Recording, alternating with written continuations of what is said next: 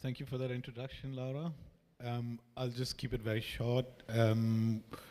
Well, as you can read here, organizational experimentalism. I think this is the session today that we're doing with Chairman Julio. The session is supposed to kind of give us an idea or like collective thinking about new ways of organizing ourselves. We've been fairly disappointed with the state and corporate infrastructures that have been provided to us or given to us to organize ourselves, show films, write about films, be appreciated both in terms of artistic value as well as monetary value by these systems that are created outside of us. And they are the ones who kind of give us the agency and the resources and the infrastructure, so on, to circulate films. And I think we are all very disappointed with it. So, and this is also what but disappointment is not enough now. We're gonna start thinking or imagining and speculating other ways of organizing, other ways of coming together, other ways of, I mean, you organize because you trust each other. So there's also an aspect of how do you trust across borders, across geographies, across languages, and how do you organize across these aspects that seems to divide us, but could we navigate that? Could we find other ways of organizing? And this session is specifically talking about that. So I ask you to welcome Chairman Julio, who are with us on the stage here, by a round of applause.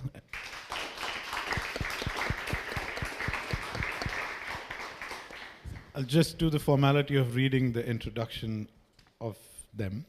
So Chem is a mechanism designer and researcher working with Web3 technologies. He's the co-founder and research lead at Curve Labs, a laboratory researching, designing, and implementing digital organizations and protocols. His research focus is directed towards post-institutional forms of organizing.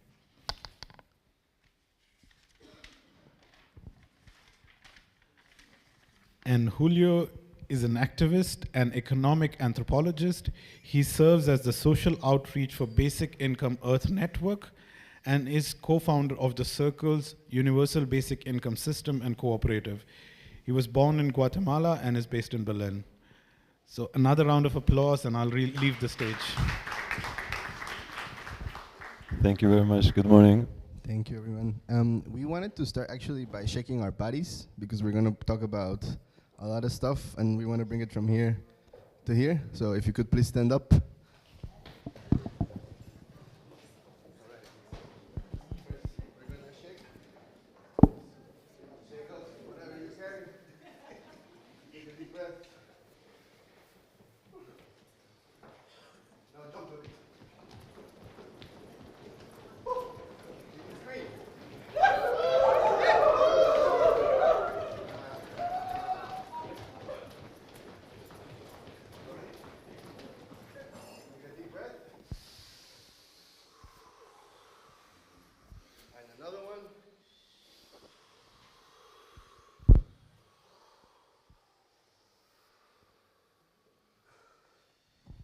With that, let's give an applause to Abby and all the organizers at Abby as well. It's always so energizing to be with like real communities that are not like brands or real intention for reforming ways of production. Yeah, it's a chance for us to ground a little bit of the concepts that usually we're working with, things like DAOs and blockchains, etc.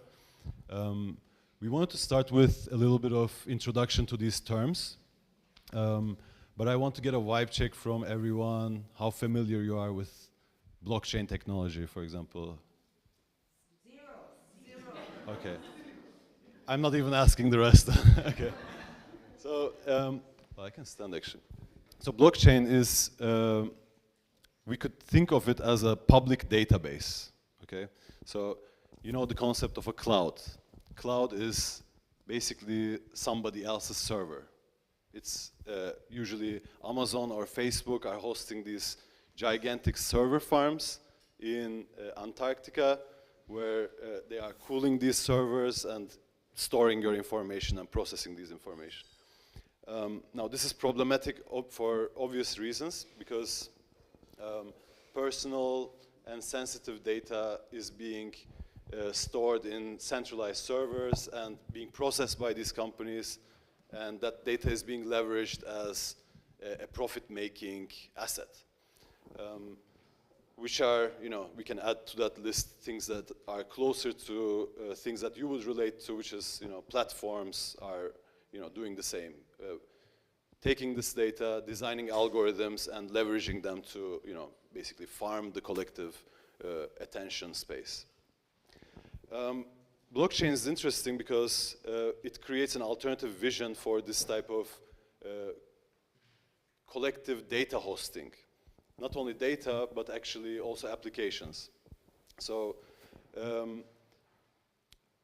blockchains operate with the idea that you can create incentives for this database to be maintained without a company having to steward this infrastructure. And that logic is called consensus. So the consensus algorithm is basically a money printing machine that rewards agents that are inscribing kind of the scribes of the network. So people who take information and who write that information to the network.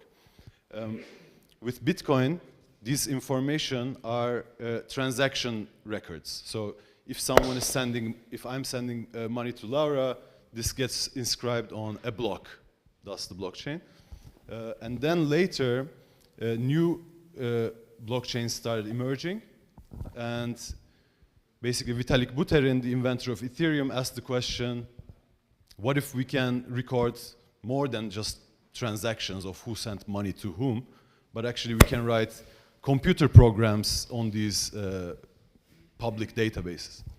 And then Ethereum was born as a world computer, which can host decentrally applications that can run autonomously on these distributed networks. These applications are called smart contracts, which is another, I think, term that is very important to establish.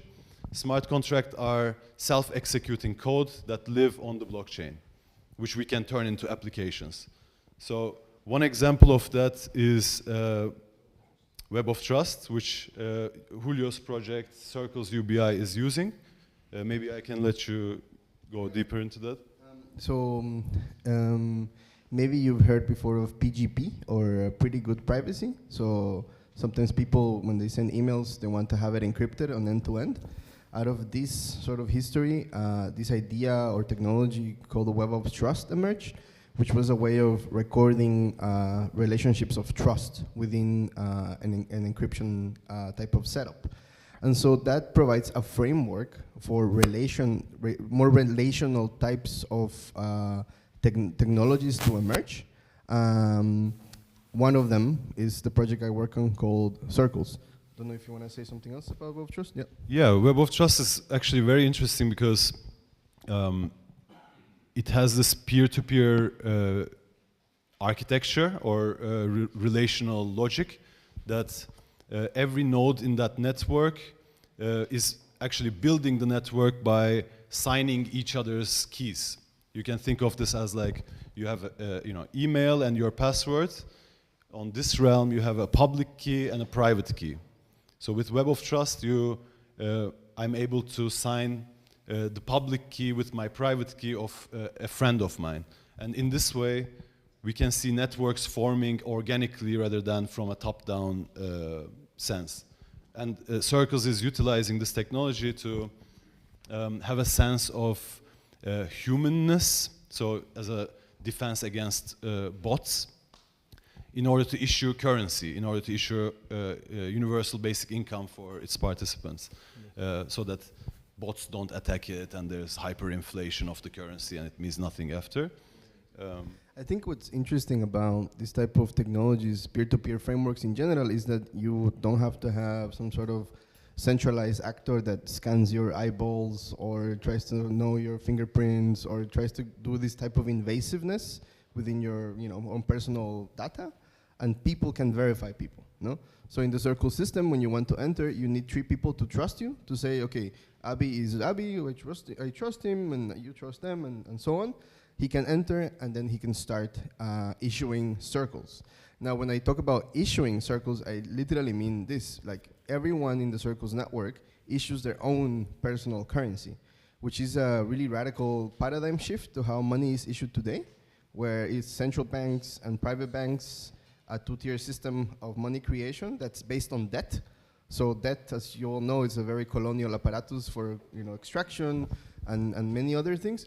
But with circles, we go more of an approach of what we call credit money, whereby peers in the network can issue promises, can say, hey, here's 5 circles, can I get this bread that you're offering? Yeah, I trust you, yeah, no problem, yeah, and it happens. No? So today in circles, we're running a pilot here in Berlin. We have about 1,000 people that are currently using the network, with over 20 businesses that are offering goods and services, so food, delivery, services, also different types of health and care, so therapy, you can get massages with circles, and there is also a marketplace where you can go and look, kind of like an eBay Kleinanzeigen, but instead of using the euro, you use circles, and circles is readily abundant in the sense that every day you get 24 circles, so you get 1 circle an hour, and everyone issues it equally, so everyone gets 1 circle an hour. There is no, so to say, inequality in the issuance of the money. It is a protocol, it's a smart contract that gives the logic of saying, we want to do a basic income, this is the logic by which we can do it. And so, one of the things that, when we were asked to do this conversation, we were asked to think about, how could we relate this to the circulation of film, no? And in Circle, some of the principles that we use to organize is this idea of localism, decentralization, self-sustainability, and federation. These 4 principles of localism, decentralization, sustainability, and federation gives us a framework to organize an economy from the bottom up, from the local to the planet, if you want. Now, this is not something that we came up. This is something we borrowed from the likes of Abdullah Öcalan and Muray Bookchin, if you're familiar who those people are. And it's important because you hear a lot about these days about the breakup of supply chains, which... Can we stop and take a look at... maybe questions, yeah. Take a look at Circles UBI as a case for like why are you using Web3? Why are you using a smart contract? Yes. You have this intention of reforming how currency is issued, how income is distributed. Yes, I think that's a very good point. I think so. Maybe going back to these 4 principles, they provide a framework to actually go beyond the nation-state logic. And also hopefully capitalism, right? Where money is issued as a debt with an interest, to a paradigm where money is just issued unconditionally as a basic income. And so that's kind of like the strategy and the tactics that we're trying to take to actually get there. Of course, it's a baby. Circles is a baby. It's a very small pilot in Berlin now. We have over 100,000 people in the world that joined. People in China, people in Nigeria, people in Vietnam, people in Latin America, in Chile, and so on. But it's, this logic about how to organize with a currency is really not taught to us, because I don't know how it was where you went to school. If you went, I was never taught about anything about wage labor or how money worked. It was just kind of expected that after this little prison we call high school, we would go out and engage in wage labor, but no one really teaches you how that logic works. So with basic income, the question is, what happens when you abolish forced labor, where people actually have the power to say no to a boss, to a violent partner, to a state, no? So in a way, Circles does have an anti-status and anti-capitalist ethics and ethos, but again, it's a matter of praxis. How can we actually create local supply chains, local resource networks that allow us the autonomy to claim a basic income. The question stops becoming where will the money of basic income come from, because with these technologies we can just make the money ourselves, to where will the stuff of the basic income come from. Yeah, so there's a very critical link between tying the praxis to the infrastructure. And I think that we can talk a bit about like what it takes sort of this to take the driver's seat in terms of structuring your own infrastructure. In Julio's example, there's a very bold intention to renegotiate capitalism or debt and so on, and then that intention plugs into an infrastructure, and sort of not everyone in Web3 space has the same intentions as Julio. There are hyper financialized ideologies as well.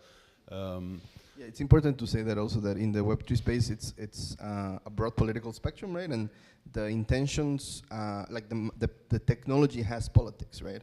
We're not trying to solve a political problem with a technical solution. We're trying to use technology politically to address a social problem, a political problem, economic problem, right? Which is a different logic, I think. Yes, and very critical thing to understand also, as like you take the responsibility for your design for yourself, and it's no longer sort of this. I feel like that's a paradigm shift, intellectual paradigm shift, that there's no more pointing fingers to like they who make the system. Actually, no, go and make a better one, or not a better one, but a local one, or experiment with it. And maybe one more sort of design principle from my side would be to know how to play while designing a system. So not everything has to be the final, like the world order that Julio has the intention for abolishing debt, but he's not starting off with that. He's seeing what we can do with like exchanging bikes for UBI money and so on. And it's so important because you can get bogged down and paralyzed by too much critique and self-censorship, that it's definitely not the right material for system design in that sense. I really like what you say, because I mean, play as a principle in general is great, because it's about the process. It's about doing things also that give you joy in a way, and that is inherently a source of freedom. There is this dialectic of play, kind of emergent levels of freedom that come when you're just doing things, out of something that gives you joy.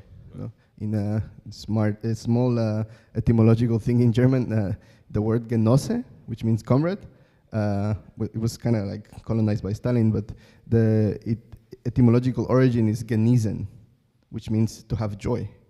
So what I always tell my German lefty friends is kein genießen, kein genossen. if you speak German, this. Maybe with that, I wanted to relate the idea of like the breaking of supply chains today globally to what we're doing with circles, like trying to make more local supply chains and stuff, to film. And I wanted to do that with I would call it a revolution that's happening in Iran. And sort of the way in which film or cinema is coming out of Iran now, like street videos, documentation, and so on. It feels to me, I don't know, maybe for you it's a different experience, a bit scattered. It's all kind of coming out here and there. There is a shutdown. The state did a shutdown on the internet, and so you're dealing with an enemy that's really like larger than you, and so. Since the killing of Gina Amini and the polarization that is taking place on the media and so on, I wonder, and this is a provocation also for all of you, how could we do the translation work, and the connection work that is necessary to create more cohesive images, let's say, or that provide an idea of what's going on at a larger level from the people that are making it. It's not to say we are going to make a film, but just to connect the films that are happening. How could we do that from here? I was talking to my comrade Leo yesterday, and like they said that that if you look into the Farsi, like hashtags and so on, you can find a lot of information. But if you don't speak Farsi, it's inaccessible, no? And I speak Spanish. I mean, I would love to know more what's happening, but I cannot. So how can we create supply chains in the cinema space where we can connect all these dots that are already there? There are resources there. There are a lot of stuff that we can access, but the question is how to claim them, how to connect them, how to make them have a larger sense that is greater than just a tweet here and there. Yeah, maybe definitely not to provide an answer for that question, but just some clues perhaps. One is, first of all, decentralization, as we spoke, sort of having these networks that are without a corporate owner, that is hosted publicly and verifiably with self-executing applications. Like this is the Web3 idea. There are certain affordances that are happening on top of this infrastructure. One is distributed storage. And this is like, you can check IPFS, and I think this is definitely a critical primitive to get familiar with. It's called Interplanetary Database System, data store. File storage. And it allows people to post content that cannot be censored, that gets fragmented into thousands of computers, and these fragments can be assembled at will and played to audiences, basically. So I think this is very, very important for censorship resistance and redundancy, creating redundancy around content, but also that in Web3 there is this idea that you build always with stacks. Like there are always, like blockchain is one stack, then IPFS, distributed storage, is another stack. You might use one and not use the other, but you might also combine different elements from the stack. So you can actually think of, and this we were talking about with Abhishek, a new screen that has all its content submitted by its community, that stores everything on IPFS, and that is available, kind of like a Zeno platform or whatever. So I think this is like one interesting thing about, especially touching on the, resistance aspect of, counterculture. And the other is, more probably on closer to the organizational question, which is about, how we aggregate resources and how we align around goals and values to allocate those resources. And obviously, the architectures in between of like executing and so on, like the question of organization. What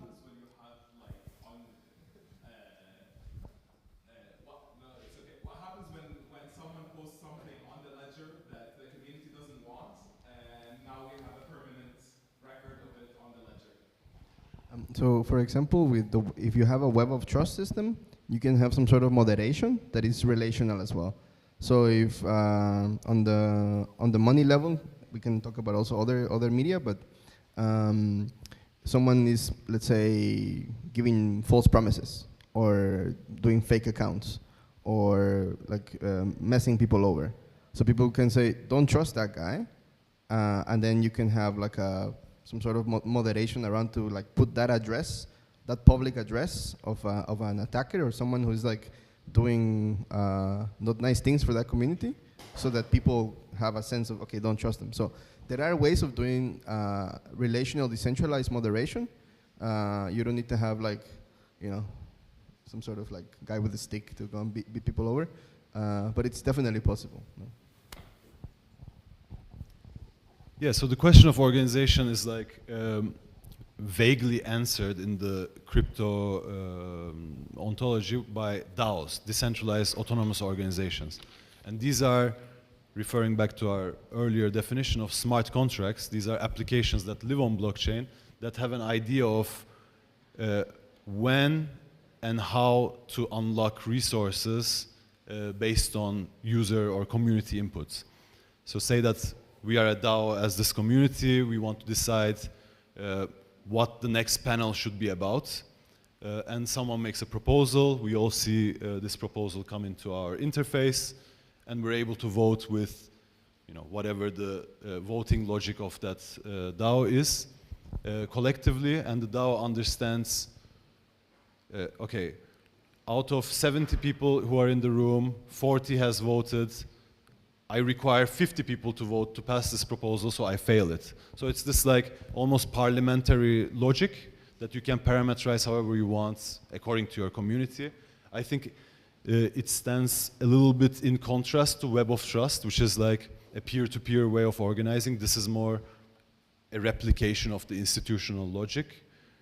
Definitely has its use cases, definitely like I would say much more tangibly operational in terms of allocating resources than Web of Trust, because Web of Trust is like this. It's like a framework, no? Rhizomatic, relational infrastructure. But say that like if you want to make a post sort of or a new decentralized film festival, you need to be able to make decisions at scale together and allocate resources towards that decisions. So here, you know, having this type of instruments all of a sudden becomes useful. I don't know what you think about this, like sort of institutional versus post-institutional dichotomy. But well, I think, for example, I'm a big proponent of direct democracy. And for direct democracy, you often need consensus making.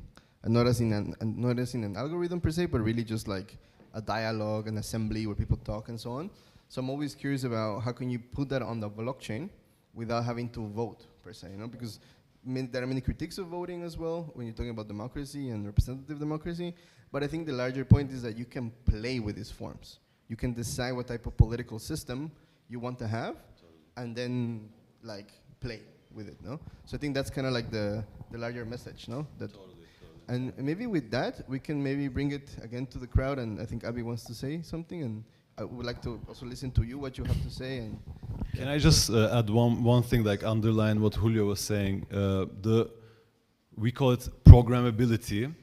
So the organizations and the economy itself becoming a design question, since the software, the usage of tools, the appropriation of different tools, integration of different tools, system design, all of them is becoming radically open source and radically available for appropriation.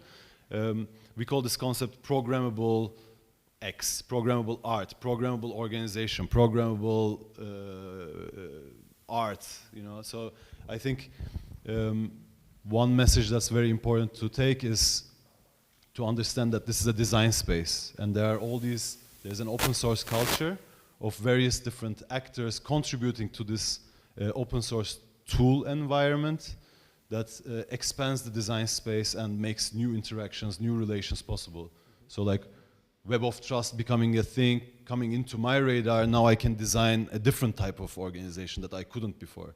And that's what's also such a, you know, amazing aspect of this ecology, because you know, you don't have to singularly build everything that you need, but actually they are being built around and tested in various use cases, stress tested in many cases, so you can make much more informed choices about what is your case and what do you need for that.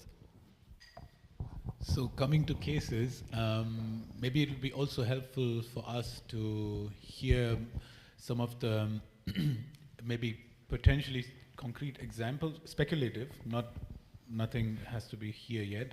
For example, how could, let's say, a film festival be curated across 5 different locations by people who are based in these different locations, and they put together a film festival, for example, together, or a film program together, that they would eventually screen in these 5 locations, but they are collectively curating this. So does this,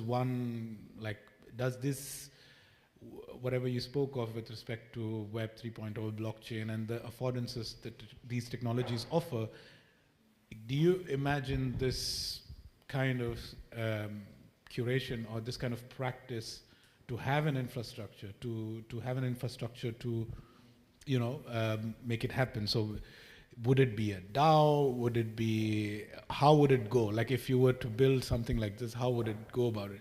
Just to understand, like ground these ideas in a practical example. I think it's totally possible, and what is called is not, because DAO is actually not a, you know, people bring it to life a little bit too much sometimes, as if like DAO is a thing, but it's actually a, you know, a smart contract, a possibility space more than anything. But what you're talking about, I think, relies on. Sorry, Chim, if you could just say what DAO is, and because I think totally. it's a DAO is a decentralized autonomous organization, which is basically, without all the bullshit, it's a treasury with a voting machine and the voting logic. So you can trigger the voting machine and allocate resources to certain directions. This thing living on a blockchain, so it's like self-executing, you cannot censor it, it will do what its community says. It's kind of this like techno-organizational primitive. Yeah, and what you're talking about the festival thing, I think what you need is, first of all, a distributed storage where you know, content can be hosted, films can be hosted, and then a logic of curation, like how do we select stuff? Is it about financial support? Is it about you know, some relational thing? You know, again, Web of Trust is very close to my heart in terms of a very rhizomatic primitive that you can use that is a little bit resistant to financialization, because it really requires the relation more than money.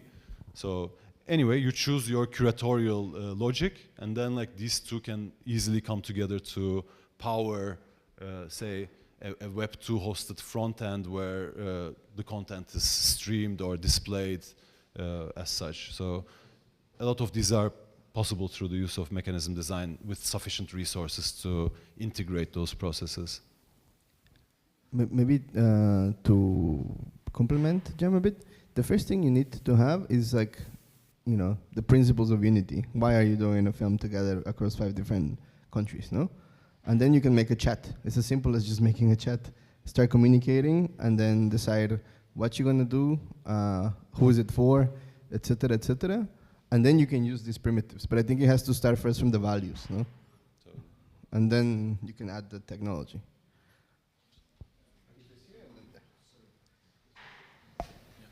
Hi, thanks so much, both. I've been following your work a little, I think for the last year or so, but not yet part of the communities. And I just have a series of questions. I won't ask them all now. Maybe we can talk later. But the potential for me of the technologies is very clear, and the use cases, scenarios, I think so far tend to replicate what we are used to what we're used to doing so far. So this example that you both just gave now about the film festival, etc., voting mechanisms, these kind of, we're retranslating in a way logics that we're used to.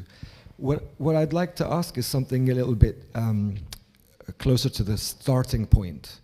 So let's say we're thinking about trying to create a new organization. So one of the questions we've been discussing here today is, well, what are the actionable steps that can be taken post this meeting? What can we actually do? And in thinking about creating a new organizational or a structure, I wanted to ask both of you, with regards to Curve Labs and Circles, how did you start? How did you fund the coming together, the gathering, in order to actually be able to work? So to put the time in, to think about these values and create the value system that the organization is based on, and then actually do the work, the donkey work of hiring programmers to build the interfaces and the programmable applications, and then actually get something off the ground. Because it's really great to know that certain tools exist and that we could come together and have a chat or throw something up on IPFS and curate something all together very quickly. But if that was if we want that to have a real foundation that has some kind of long-term vision, in both of your scenarios, how did that come about? Sorry. Well, in my case, I came into a world where these structures already existed. So there were already DAOs that were, or let's say protocols that were aggregating resources around infrastructural visions of the future. And the particular thing that interested me was the DAO idea that like we can program organizations that seemed like a theory of change that made very plausible, tangible sense to me. So as I proposed, as I was active in, let's say, these early communities, those treasuries that we were governing were actually unlocking some of the derivative attempts that we were making following that process. So we got funded to build tooling for DAOs, expand that design space at a very early stage. Well, even before that, I did events called How to DAO and so on, but after that, when I started building stuff, I started getting grants from DAOs and so on, then realized that things we are building are extremely overcomplicated and is definitely not ready for like user adoption, in the sense that like we were building a financial primitive that is about an automated market maker, to be precise, that is like a cockpit, you know. There's so many things that you can, like shiny things that you can touch and parameterize, which end up giving you your economy, and which is so consequential, and even we don't know how that works because it's like we just built it. That's the first time. So I realized that there needs to be this lab that actually engages with pioneering use cases and creates learning experiences, templates from these interactions for larger audiences, larger public to then go ahead and utilize. And that I funded with some of my own money, actually, without any investors, nothing. And then we worked with Pekko and Robin Hood Cooperative to turn that cooperative into a DAO, tokenize their membership. It was a nice beginning. So it was bootstrapping through this like also symbiosis with the established treasuries, established protocols. There are many such post-nation state grants that are available in the Web3 space, especially for prolific communities that are able to demonstrate their production. Maybe I would give you like I would put my anthropology hat on and answer you from a larger point of view. So like as Jim was saying, like there is a lot of people in the crypto space that got very rich very fast. I have no idea what to do with their money. Some of them get depressed, some of them, buy a house, whatever. But a lot of them are sitting on a bunch of digital assets, wealth, that they're like, what to do, I think it's important to say that because it's also a space for potential redistribution to take place. And that's why it's important to engage with the space. So I am, I come from the basic income world. I was doing basic income activism, research, whatever. And then I came into circles to think, how could we make basic income happen without waiting for the state? And then there were, a group of people working around the project at the time, and often they were very wealthy, and they would give money to the project to work. So even now, the project is funded by super wealthy individuals and organizations and so on. But we take this money and then we give it to people in a way, no? So like the protocol of circles allows for people to claim resources, but then we do a subsidy program with the businesses, because the businesses need to pay rent and need to pay costs that are like fixed costs. And so we do this thing to reduce the cost, where we tell them, we give the euro that comes from the crypto kings to you, and then you can exchange with circles at a less risk, no? So there is that class element within, I would say, or an emerging class thing that's emerging there within the space that I think is interesting to know, because if you're doing art and you're doing interesting things that can potentially spread revolutionary film and so on, these are spaces where people are actually a bit more radical than in the traditional philanthropic spaces and NGO spaces that you can actually talk to and say, hey, can you give me like €500,000 to do this? They're gonna be like, yeah, sure, why not? So I think it's important because these networks are there, and it's important that you tap into them as well. Yeah, maybe I'll help with that. Yeah. Maybe another thing to add is more conventional roads of issuing tokens and selling NFTs. These type of I don't think needs too much elaboration, but one thing can be that if you are building a technical solution that say doesn't only solve a distribution problem in film, but actually also in the larger art space or something, then you can take a product approach and sort of raise money for that. But I think those things are tying to very deterministic paths that takes you a bit out of the experimentalism. I see questions over there.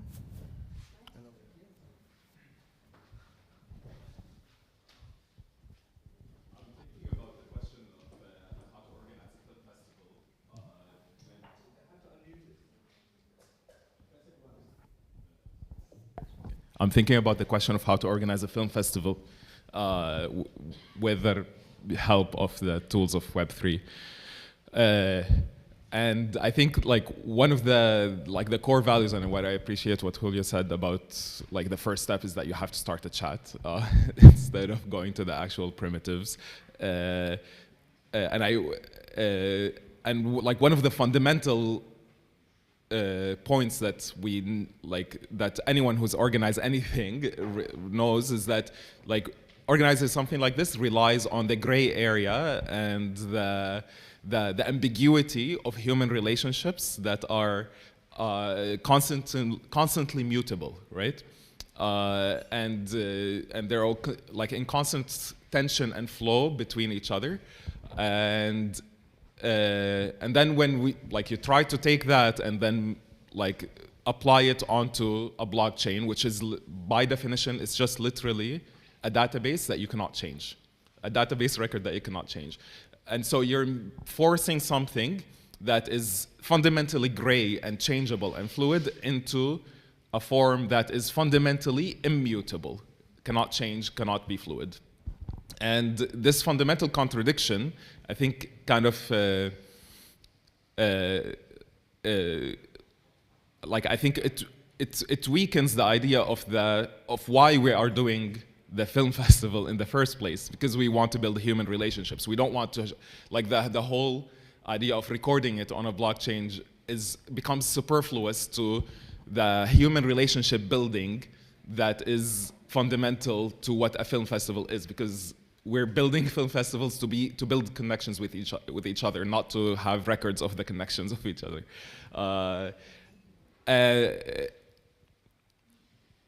This is more of a statement than a question, but I think if I were to formulate it as a question, it's fine as a statement also, because I think you're touching on a very key tension of both institutional violence and utility. Just because humans are very mutable, there is need for persistent systems, for things to operate on different levels, and then because those things don't know how to die, then we suffer from institutional persistence and so on. So it's definitely very key tension point. But I think there are ways of opening it up, where we shouldn't focus too much on the layer one, the lowest level of the technology, because there's so many human elements of deliberation and what you choose to be the oracle for unlocking those resources, and that can be something very ludic, very lighthearted. It also depends what you want to use the blockchain for, and that's a political question. So that's why I give the provocation about the Iranian Revolution, because if you put the films that are happening there on the blockchain, the Iranian state cannot take them out. The films cannot be stored on the blockchain. The blockchain is like a record in the blockchain has to be a few bytes long. It cannot be gigabytes and gigabytes long. It's the access to those movies can be, or there are configurations that are. That's why I think focusing on one layer of the stack more than the possibility space sometimes can be tricky.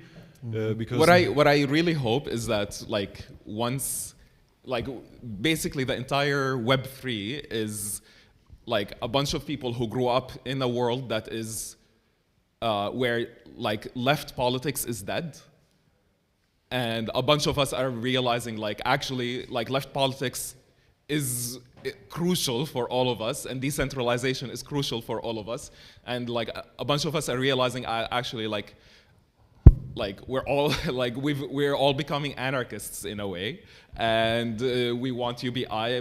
Like all of these are like fundamental anarchist values, and then like we have this toy that we're playing with that we call it Web 3.0, and it's fun, and we're gonna play with it, and we're gonna experiment with it, and we're gonna learn how to actually organize humans through organizations, the DAOs and so on. And then we're going to realize that the technology layer is actually superfluous, and what we're left with is actually just unions. You know, like we're just left with trade unions, and we're left with like industry associations and so on. And these are like the OG decentralized networks. I see there were some questions also from here in the back. Maybe some gender balance for the sake of. Yeah, there was a question here. Before further questions, I have a thing to say.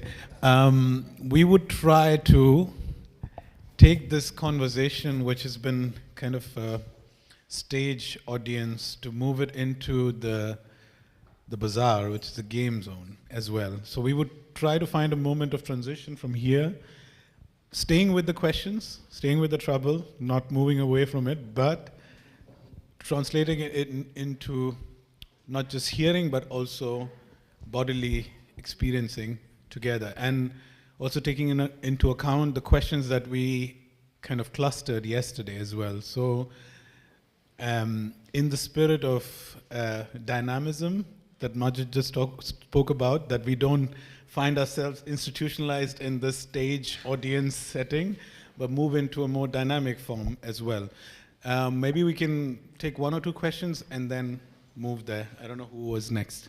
Maybe we take the questions that were just raised. 1, 2, 3, 4. Okay. Okay, I go here and then I go to Fanny. I have a question or two questions just to understand, because you said it's rich people who give the funding, rich individuals. So who is owning the technology behind the DAOs, and who can just cut it off or take it away?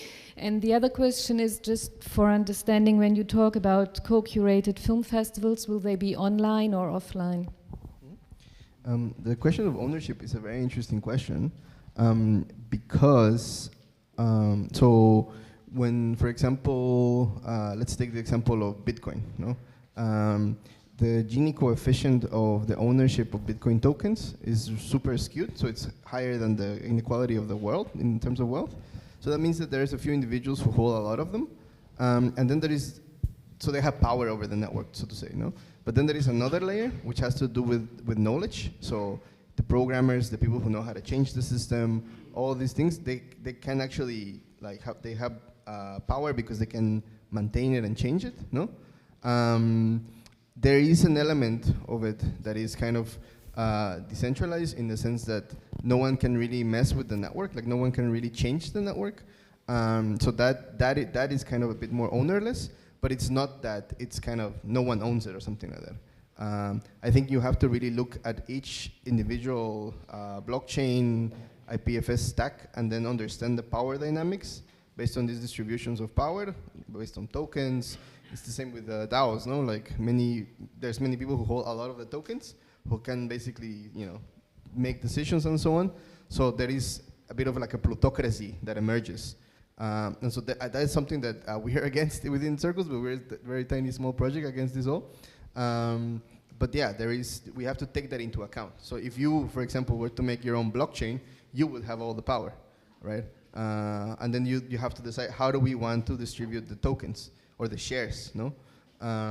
So yeah, those are questions to take into account. And then the second question about the curation, I didn't really completely catch it. Could you say it again? Ah. Mm-hmm.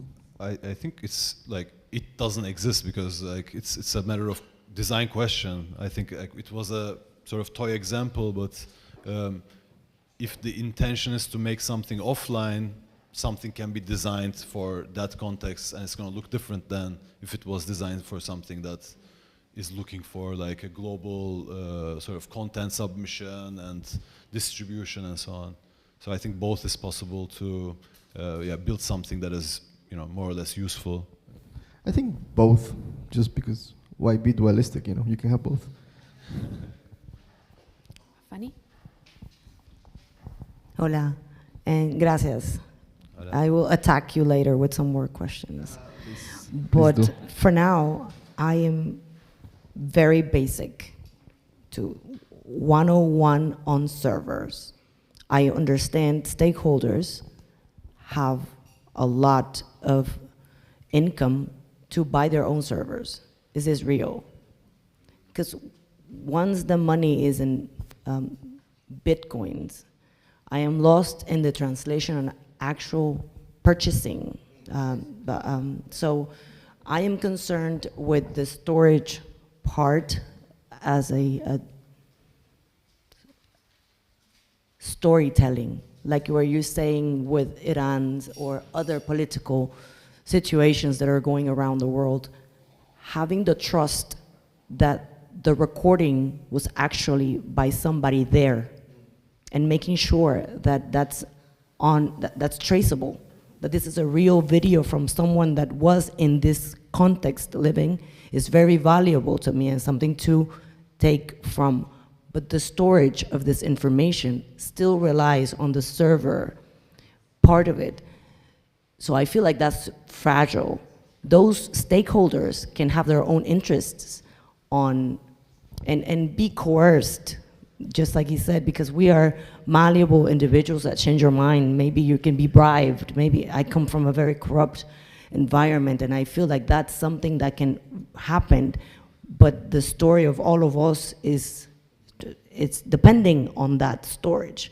So how can we solve the storage part of what we are secretly holding as on of traceable, of trusting this information that we trust that can be comparable and issued by somebody in that space, be storage in a place that is not fragile. So I have good news. Yeah, I like that. So IPFS is moving from location-based to content address-based. So things are no longer becoming in a server, like a pointer to a location, but actually becoming a pointer to a name. And that name gets, or the content of that name gets fragmented into many fractions and gets distributed across the servers in a network. No server has complete access to the content. They have access to the, not even encrypted access to the fragments. And then these can be assembled. So there is that resilience that exactly you're calling for in IPFS network. And I think it's just the beginning, because there's so many more applications that can be built, hosted on top of this, that can really have impact in terms of, as far as film is concerned, I would say. For the verification of location, I think that's a little bit more of a tricky question, in the sense that there's a lot of Web 2 based, like middle layer about IP addresses and so on, that is very easy to manipulate. However, especially with the Ukraine war, now there's like an insane paradigm of open source intelligence that people are fact checking every image. Like but it's just about like converting that attention and energy to that verification. So it's a human system that does the job, probably on the journalistic level of verification. Always stay with the trouble. Yes, and maybe just to complement really quickly, by design now there's even increasingly more and more local first applications. So as Jim said at the beginning, there is no such thing as the cloud, only other people's computers. So you can run applications that just run on your phones, on your laptops, and are just directly connected to other computers within that network. So you don't have to have like Amazon Web Services somewhere. You can run that directly within that web of trust, these relationships that people have with each other. So for example, also another example, now you mentioned Ukraine. Recently, some friends of ours at a company called NIM, they do like anonymous technologies, and they're trying to document the war crimes through anonymized forms of technology, so that you can actually, be safe, that you can document what's going on, put it on NIM, make it untraceable, and then people can have access to it. So there are ways of doing that, and it's already happening. So it's just about having access to them, understanding them, and so on. So we can actually decolonize technology from the base layer stack. I have just a quick comment and a related question, a practical one. I think the idea of the film festival curation is a nice example, but I feel like sometimes when we're trying to translate these real-world examples that we're used to, we're getting stuck in just trying to translate and replicate, whereas it feels to me like the potential of the technology needs us as humans, as creatives, to think about a more radical imaginary. So if we're considering the idea of creating a film festival, we shouldn't stop at that first layer, like you were saying, Jem, of, okay, we need to curate and then provide access to a media, but what else can we build upon that flows from that? And with regards, that ties into this idea of the malleability, right, of our nature and what we can do. So a practical question regarding that and the idea of permanence of the ledgers. With regards to the DAOs and the DAO technology that's available and smart contracts, how malleable are they? How easy is it? I think there's an assumption that when something is created, then that's it, it's permanent, it's fixed forever. But I feel like there must be ways for things to grow and mature and change over time. How possible is that? Yeah, Very possible. Totally possible. Like it's all about like smart architecture, smart design, in the sense that, like for example, now there are protocols that are decentralizing their own governance because they are, facilitating the exchange of hundreds of billions of dollars, and eventually they have to upgrade their smart contracts because the technology is advancing, or even the base layer is changing, so they need to make some changes. And how do you make changes in a place where you cannot make changes? So you can put upgradability clauses and tie that to the DAO governance, and then say to the community, hey, do you want to move to V2? And everyone's like, yeah. Then you can update the smart contract. What's that? I totally don't think it's left. I mean, or at least, like, I don't even think it's either. I don't even think it's a thing. It's just a design pattern.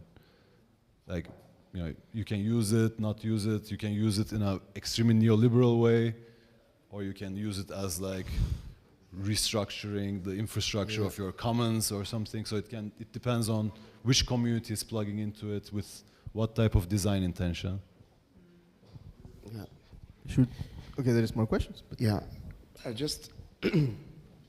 have two questions for you two. Like, the first one, that it's what I understand from like the whole proposal of what I understand from what you're talking about of the blockchain, that we are not talking from the first layer, from the first thing, that it's not something a revolutionary post-capitalist whatever, but it's something that it's important to think that it's not only to go beyond the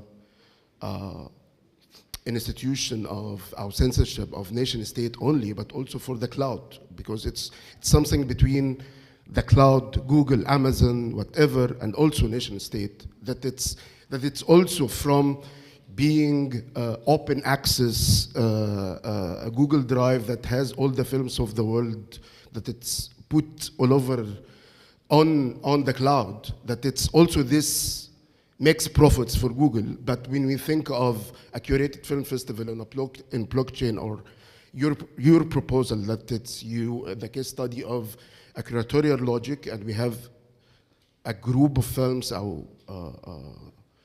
some films in this selection, and we could think also that there is filmmakers and film spaces in different spaces, that it's to screen this film, for example, the profit and the leverage is for the film space, and also the profit could go to the filmmaker out of screening of his film for these spaces. So it's also like to specify the profit not for these clouds, but also for the film spaces, film makers, but also the question of accessibility, like wider accessibility of our decentralizing of. My first question on this, like what could be the different possibilities for the proposal of DAO and blockchain to more accessible for that it's this curated film festival could go to places that it's not we are not aware of, but it go with this logic, like making the profit for the filmmakers and the film spaces take this film and make their own logic to screen the film. And Julio was saying something about principles of film circulation to, you will have a proposal of different principles. And you mentioned something related to localism, and I'm thinking both of you are talking something go beyond the global and local. I'm interested to, if you continue about how these go to localism and different sustainability and different principles you were talking about. Thank you. So maybe on the last point, and I'll try to go backwards. And also, I guess, finish, because Abby is looking at me a lot, and I think we have to go there. I think with the question of like local versus global and peer-to-peer networks, I think we can kind of break that dichotomy. Like, for example, the Zapatista friends always say, local solutions for global problems. Whatever you are in the world, you can make solution, political solution, social solution for where you are, embedded in the context. But the problem is global. Climate change is global. Capitalism is a global thing. The question is, how do you go beyond that? How do you go beyond some sort of autonomy at the local level that can be federated to different parts? And that's you don't need a blockchain for that. A blockchain can be the skeleton that helps you spread your forms of organization. But it's it only helps the values. You always have to think from the political first, social first, and then think about how to design technology with those values, right? So if you want to make an interplanetary anarchist federation, you say, okay, we're going to have a local assembly, and then we're going to send a delegate to the one in the city, and then to the one in the country, and so on and so on and so on. And then what is then the architectural infrastructure, technologically speaking, that allows us to do that. Now, in terms of peer-to-peer networks, how to break the dichotomy between the consumer so-called, looking at the film and the filmmaker. Who here has to deal with a lot of bureaucracy when making films? Please raise your hand, without shame. Yeah, it's okay. And like, for example, like when you do that, how much time do you spend actually making a film versus doing the bureaucracy about the film? 50-50. Okay. So, I mean, my larger point here is to say, like, if you're serious about breaking down all these types of structures, we need to think about how to create movies. It can be, I mean, I think about it for anything, but like, it can be food systems, it can be delivery systems, distribution systems, it can be films. The question is, how do you break down the chain between you and the person that watches the film so that they can actually pay you directly, or the most of the money goes to you as a filmmaker. The problem is that all of the money gets spent in the bureaucrats that have kind of like all the power brokerage and so on. And then the filmmaker is kind of like, what can I do? No? We talked about it yesterday. Why are all the films that are made in countries in Africa or Latin America or whatever all only seen in Europe and the US? How can we make it so that it can also be seen locally? Or if it's in here, that the prices are also higher, so that the money goes there as a form of redistribution. We have to think about this more structurally. I convinced Avi that we can take 2 more questions, but they're already in the room. So 2 more. 2 more. Yeah, that would be okay also. I don't look for an immediate answer. Because there is an overarching question. As historically, the imaginary of technoliberalism delivered for a few, namely white men, when they surrogate the work on the female, black, brown, poor bodies and spaces. Knowing that these technologies are very expensive to create, from knowledge thirsty and also resource thirsty, I wonder how are there a few working on these issues, and what do you think of? Thank you. Well, yeah, I mean, that's a very good question. I have a couple of questions. Well, my first question is, because you mentioned that it needs people to verify the content. So my first question is, what do they get out of it? So where's their benefit from the whole thing? Yani, why would I verify this content, and what would I get in return? This is my first question. My second question is... Can I ask, is that in the context of blockchain? Yes. Verification? When we were talking about Iran and the videos and the content posted and how to verify whether it's real or not.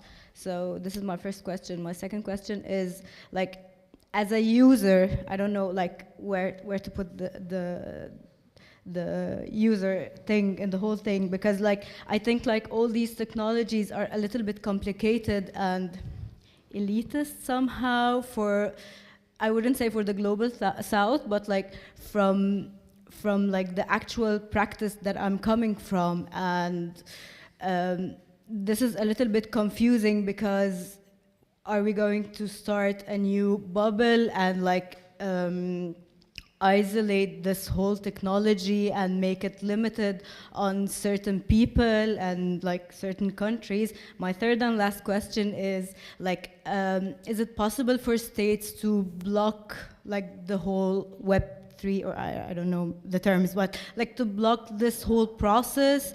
And if so, this will lead us back to the same situation that some countries, the more developed countries, they have this luxury of using alternative technologies and methods to create and circulate and so on.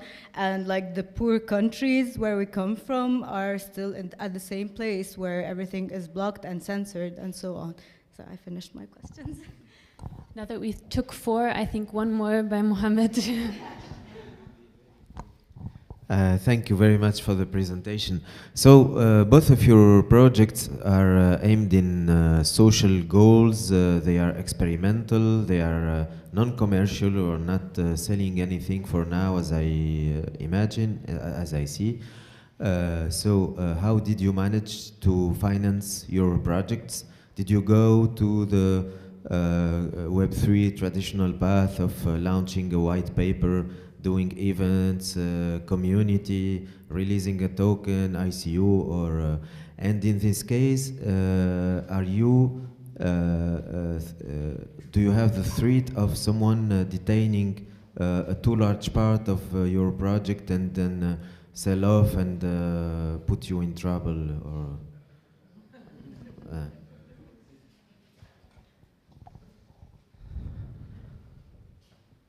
Should we take these questions? Yeah, Okay. that's All right. Okay. Starting from the last one, going backwards. Yeah, I think spoke a bit about earlier, sort of this peculiar new ecology of resources in the Web3 space. Definitely had been tapping into those. So there's this new logic where protocols that raise a lot of money without being used or without people building things on top of them, they are totally useless and redundant. So what they want is builders to come onto their protocol and build stuff, and they give grants for those things. So this is, I think, one of the less strings attached way of raising money. I think launching a token is a very, very tricky business because, again, like when it has to happen, it has to happen. But if it's like, oh, I need resources, let me launch a token, is usually like a terrible way to engage with that space, because first you are postponing your design intentions in the name of gathering resources. And second, you're probably settling yourself to a shareholding structure that are going to keep asking you, you know, hey, how are you doing more for this token and so on, which is like something that you probably don't want to deal with. So in my practice, it has always been, I don't tokenize myself or anything that I'm building, but you know, if there are people who have a clear vision, a design pattern that they are tokenizing, I can help them get there. So I'm more of like a incubator, venture builder in this space than, yeah, definitely no tokens in my close circle, let's say, in the core. Are we getting recorded, by the way? Yes. Confession coming. So maybe Julio I won't say everything I wanted to say. I will take the other questions then about the verification that you mentioned first. Like what do people get out of it, you asked, and about the trust and the verification, no? I think, first of all, it has to be about the relations. Like when someone was saying like, what happens, how do I know that this video is actually from Iran and so on? Well, that's if you have, for example, with the web of trust that we mentioned, you could say, the friend of my friend knows the person, right? And so you can kind of tell that the information is true.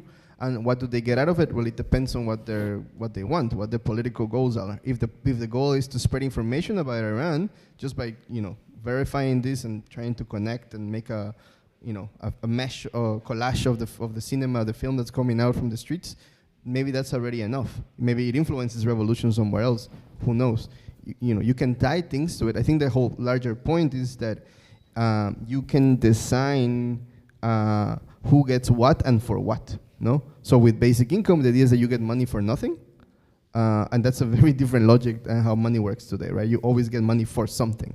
So the idea is that you can challenge these logics, these moral logics. They're not technological logics, they're moral logics that then you can embed within technological infrastructures, social-technical infrastructures. Now, about the colonial hierarchies of knowledge that the comrade mentioned, I think that's a very political question, obviously. For example, in my own organization, like I've made sure to hire mostly women. The organization is like 90% women, and there's people of color and migrant people from so on here in Berlin, where the space is mostly like crypto bros, and so I think that's also a question about the values that you bring. No, we are of course a very small organization in the general space of crypto, but we're trying to bring these radical values in the space by actually hiring people that otherwise would not have the space, so that they can learn the knowledge and then take it to their communities. No, so I think that's a practical example I can give you, but in other ways could be, for example, like the communitarian radios that exist all over the south of Mexico that are made by indigenous people and that are autonomous, so that they actually have their own radio infrastructure. From the Zapatistas not only, but also in Oaxaca and also in many places, like people make their own infrastructures to disseminate their own knowledge, their own thoughts and so on. Then the last thing about, I guess that also answers the thing about the bubbles in a way, but the state blocking things, that actually has happened recently. There was a case where a programmer who built sort of an anonymizing way of sending Ether, he got put into prison by the Amsterdam police because of making the protocol. And this is because of the US. So the US made a whole statement saying like that's kind of illegal. So it's called tornado cash. So basically like the tokens get moved around and so you cannot know where it came from and so on.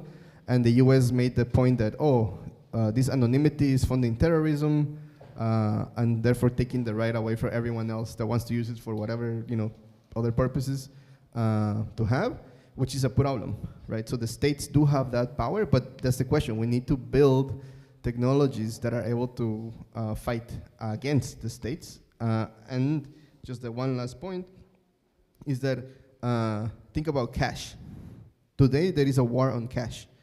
No, Berlin is not like that, thankfully, but many people around the world can say that everywhere you always have to pay with the phone, with the card, and it's always Visa, MasterCard, Google Pay, and so on, and that data gets tracked. No, there are all these algorithms that are doing stuff with you. So how could we create that anonymously?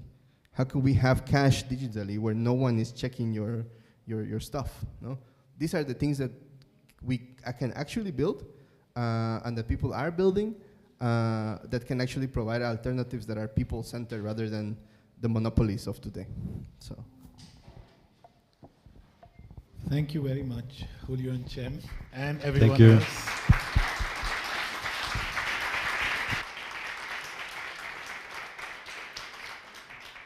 I think it was a very interesting mash of organizational thinking and the questions that were coming from the, let's say, the larger film community. And I think the crux of what I'm taking back from this talk is that essentially it's a design question. Now, how do you want to form these organizations? On what value do you want to form these organizations on? And then the technology or the whatever else would follow. And so that's, in a way, taking responsibility of ourselves. I mean, not that we are not taking responsibility, but also taking responsibility to imagine this new system and not just fight the existing status quo. And so this is what we are actually also trying to do here with the help of Pekko and Salam in this game scenarios that we are doing to kind of try to imagine these proto-utopias or pragmatic utopias that we want film and video art to be circulated in. So, and not just the circulation, but also not just the circulation of artworks and content, but also value of where, when you exchange something in an ecosystem, how does the value circulate in it? And how does it reach all the actors or all the contributors who've been part of this process of both creation of these artistic works, but also in the distribution. So without further ado, maybe we take a short break and play it out and actually design it together. Thank you.